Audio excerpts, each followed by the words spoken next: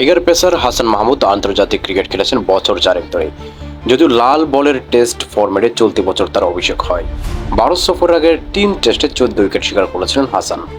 বৃহস্পতিবার থেকে শুরু হওয়া চেন্নাই টেস্টের প্রথম ইনিংসের শুরুতেই রোহিত কোহলিদের শিকার বানিয়ে দেশটির প্রায় সব গণমাধ্যমের খবরের শিরোনাম বনে যান।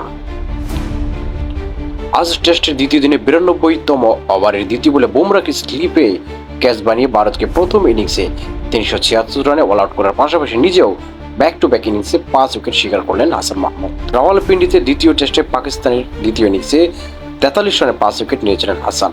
এরপর চেন্নাইয়ে ভারতের প্রথম ইনিংসে 83 রানে নিলেন 5 উইকেট।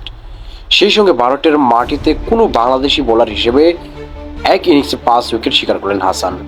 এতদিন ইন্দোরে আবু জাহেদ রাহির 108 রানে 4 উইকেট ছিল বেস্ট বোলিং ফিগার। এছাড়া তৃতীয় বাংলাদেশি পেসার হিসেবে টেস্ট ক্রিকেটে 2 বা ততোধিক 5 পারের কীর্তি করলেন হাসান মাহমুদ।